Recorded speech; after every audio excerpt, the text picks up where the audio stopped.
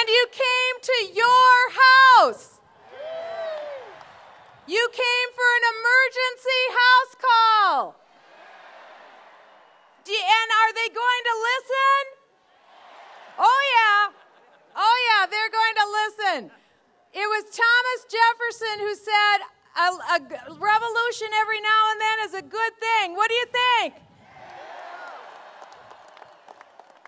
You feel so good right now, and we, the members of Congress that are gathered on the steps for this press conference, are so honored that you are here. We are blessed enough to have a voice. We just were voting. We're under a vote right now. This is what we use when we go inside to cast our vote. But the biggest vote in the United States, the biggest voice in the United States is your voice, the voice of the American people. Thank you for coming.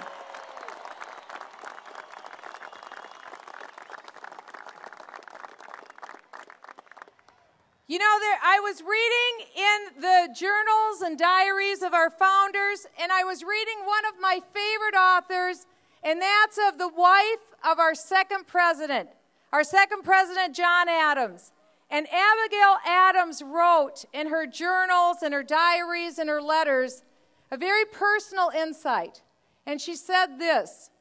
She said, after all we've done, after all that's happened, I wonder if generations unborn will ever know what was done for them.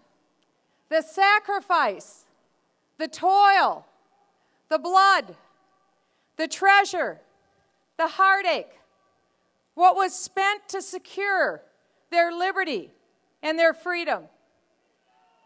She knew that it was worth the cost.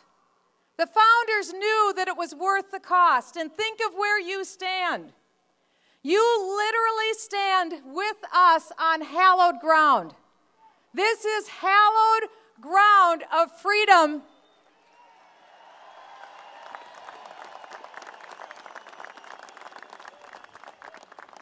And that freedom was purchased at an incalculable price that none of us can ever truly comprehend.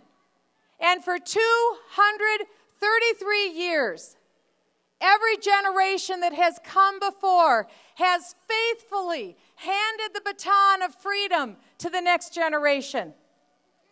And so now we are that privileged generation, privileged to be here today, privileged as you stand here in place for other freedom-loving Americans all over the country today who would give anything to be where you are, who would give anything to stand here right now on this hallowed ground. But they are here. Can you feel them? I can feel them. Americans yearning to keep a country that will be free, that for the next 233 generations will go on not only to secure liberty for Americans, but also a place of refuge for those who know nothing but oppression across the world. America is that country for good and freedom and justice. That is America.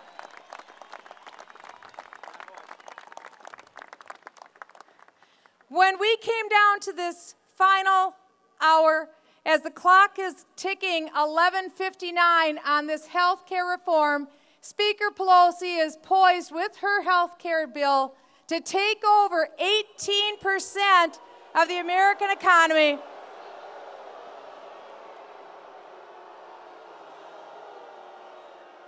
Oh, come on, don't hold back. Tell them how you really feel.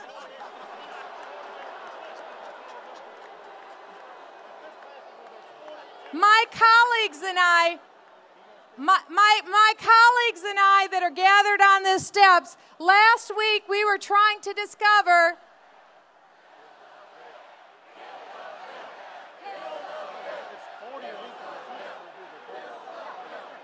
That's right. I know.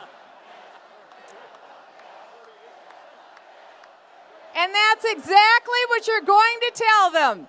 That's exactly the message. My colleagues and I last week were racking our brains trying to figure out what could we do, because quite simply, The Republicans don't have the votes to kill this bill. Every lever of power is controlled by one party now in D.C. We tried to figure out what we could do. We knew that we were limited, but what we knew was unlimited was the voice of persuasion of the American people, and that's why you're here today with your voice of persuasion.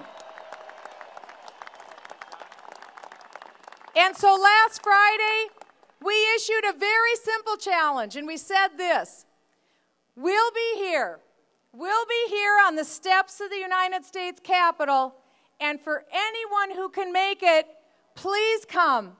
Join us to stand for freedom, and at this last hour, we'll have a meetup for freedom and let our voices be heard.